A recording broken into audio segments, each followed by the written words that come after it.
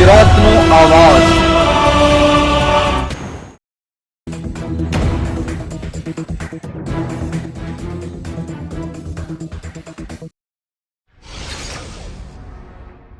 જૂનાગઢના ભેસાણના રાણપુર ગામે 15 ફૂટ ઊંડી સેફટી ટેન્ક સફાઈ વખતે 2 વાલ્મીકી શ્રમિકોના મોત।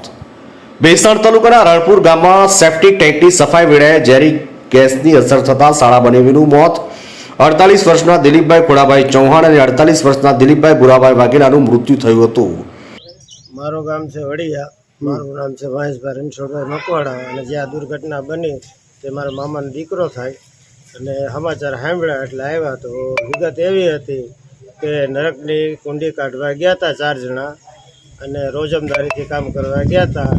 કુંડી અડધી નરકની નીકળી ગઈ અને બાજુમાં ગોબર ગેસ હોય તો એની કુંડીનું ઢાંકણું કે અથવા એમાં કાંઈ બીજી લાઈન હોય તો એમાંથી ગેસ પેદા થયો અને એ ગેસની તકલીફ આ લોકોને થઈ એટલે જબરજસ્ત તકલીફ થઈ અને એ સ્થળે 2 જણાનું મૃત્યુ પામેલ છે। એમાં દિલાભાઈ રાણપુરવાળા અને એક દિલાભાઈ દિલખાવાળા એ સ્થળે એનું મૃત્યુ પામેલ છે।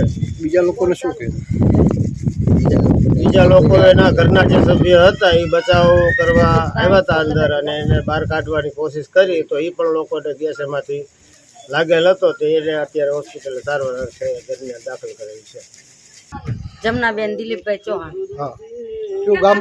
રાણપુર। હા, શું બનાવ બન્યો પહેલાથી કયો? કુંડી કાઢવા ગયા હતા હા, ને એમાં ગેસ નીકળ્યો ને 2 હાળો બનાવી। એનું નામ શું હતું બેન? એને મારા ભાઈનું નામે દિલીપ છે ને મારા ઘરવાળાનું નામે દિલીપ છે। શું બનાવ બન્યો? કુંડી કાઢવા ગયા હતા? હા, કુંડી કાઢવા ગયા હતા। એમાં શું થયું? એને ગેસ પેટમાં ઉતરી ગયો।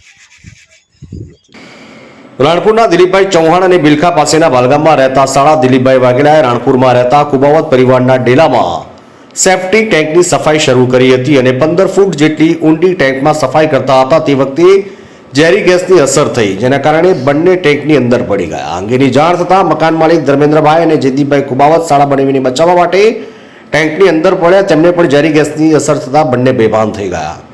આ ઘટનામાં દિલીપભાઈ ચૌહાણ દિલીપભાઈ વાઘેલાનું મૃત્યુ થયું જ્યારે મકાન માલિક ધર્મેન્દ્રભાઈ કુબાવત અને જયદીપભાઈ કુબાવતને જૂનાગઢની ખાનગી હોસ્પિટલમાં સારવાર માટે ખસેડવામાં આવ્યા હતા।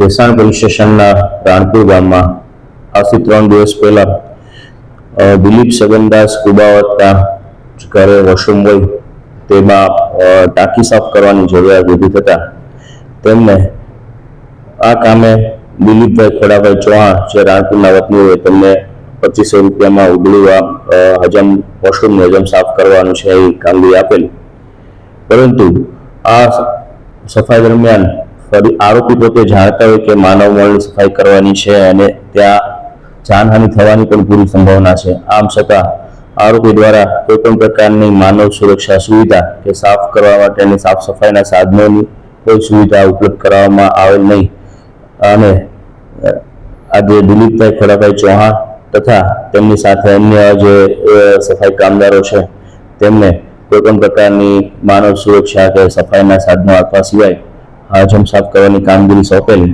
અને જેને લીધે છે એ ગેસ ગળતરની પ્રોસેસ થતાં અંદર જ દિલીપભાઈ ખોડાભાઈ ચૌહાણ તથા તેમના શાળા અને દિલીપભાઈ ખોડાભાઈ વાઘેલા આ બંનેને છે ગુરામણને થવાને લીધે જગ્યા ઉપર જ બેભાન થઈ ગયેલા અને ત્યાં છે ડૉક્ટરે તેમને હોસ્પિટલ લઈ જતા મૃત જાહેર કરેલા અને ધ્યાને રાખીને ભેસાણ પોલીસ સ્ટેશનમાં ભારતીય ન્યાય સંહિતાની કલમ 105 એટલે કે સહ-અપરાધ મનુષ્યવધ એટ્રોસિટી એક્ટની કલમ 3(1)J તથા 3(2)(5) આ ઉપરાંત જ્યારે આ પ્રકારના બનાવો બનતા હોય છે જનરલી આવી કોઈ પ્રોસેસ હોય છે તો તેમાં મિકેનિકલી એટલે કે કોઈ સાધન સામગ્રી અથવા તો માનવ જીવનની સુરક્ષા જોખમાય નહીં તે પ્રકારના સાધનોનો ઉપયોગ કરવાનો હોય છે, પરંતુ આરોપી દિલીપ સગનદાસ કુબાવતે આ કોઈ પણ પ્રકારની પ્રક્રિયા કરેલી નથી એટલે એમના વિરુદ્ધ એટ્રોસિટી BNS તથા the prohibition of employment as a main scavengers and their rehabilitation act 2013 ની કલમ 9 મુજબ ગુનો દાખલ કરવામાં આવેલો છે। આ બંને બનાવો ખૂબ કમનસીબીપૂર્વક બંને વ્યક્તિઓ મૃત ગયેલી છે।